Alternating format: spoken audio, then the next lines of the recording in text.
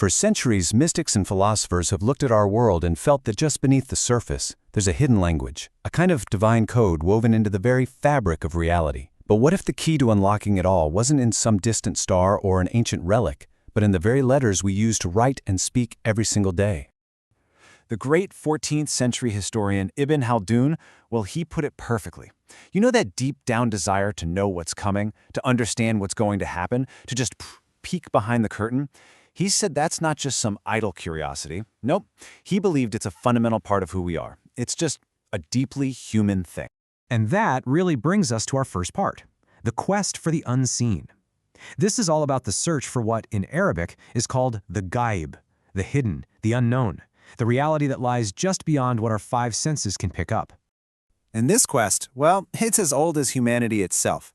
I mean, think about it. From the oracles of ancient Greece to the mystics of the East, people have always been creating systems, rituals, and entire philosophies just to try and get a glimpse into that unseen world and understand the flow of destiny. So, okay, if this quest is universal, then what about the method? If the universe really does have a hidden language, what are its words? Well, for a very powerful tradition of mystics, the answer was surprisingly simple. It's all in the letters. The method is known as Cipher or Ebjed. Now, it's an esoteric science, but it's based on a really profound idea. Every single letter of the Arabic alphabet has a specific numerical value.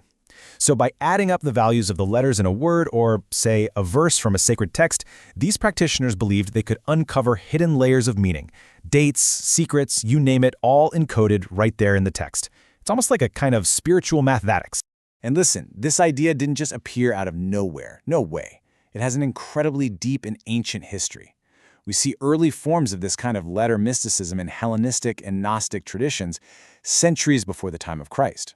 Then it was developed into a really sophisticated system in Jewish Kabbalah for interpreting the Torah. And from there, it eventually entered the Islamic world, where it found its own unique voice, really reaching its peak with thinkers who saw it as a key to the entire cosmos. And that, of course, brings us to the master himself, the man they called the greatest sheikh, Muhyiddin Ibn al Arabi. He's the one who is said to have truly unlocked the incredible potential of this science. You see, for Ibn Arabi, this was not about winning the lottery or predicting tomorrow's weather. Not at all. He saw the letters and their numbers as powerful symbols that reflected the divine names and attributes of God.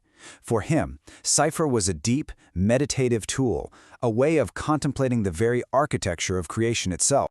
But that raises a huge question, right?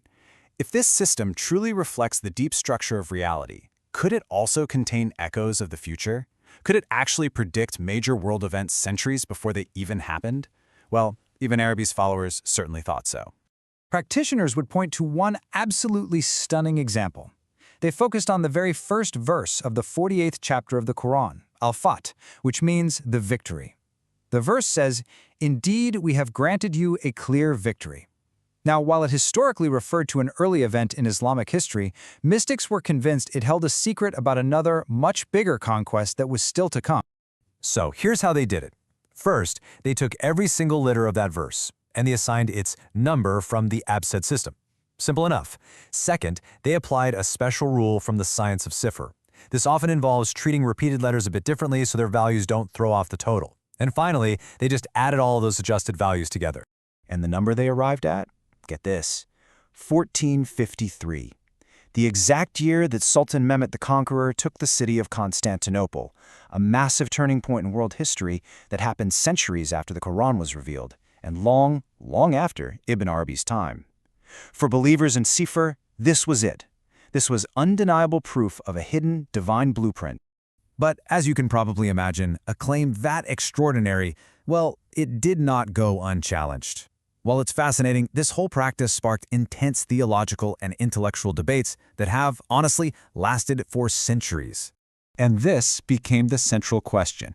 Was this a genuine uncovering of divinely encoded knowledge? A real miracle? Or was it just an incredibly clever coincidence? A case of finding the exact pattern you were looking for?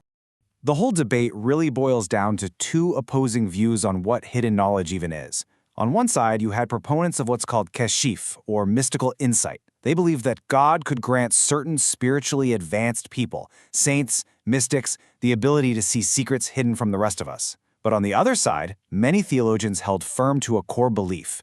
Absolute knowledge of the unseen, the ghaib, belongs to God and God alone. And for them, any human trying to predict the future was crossing a serious line.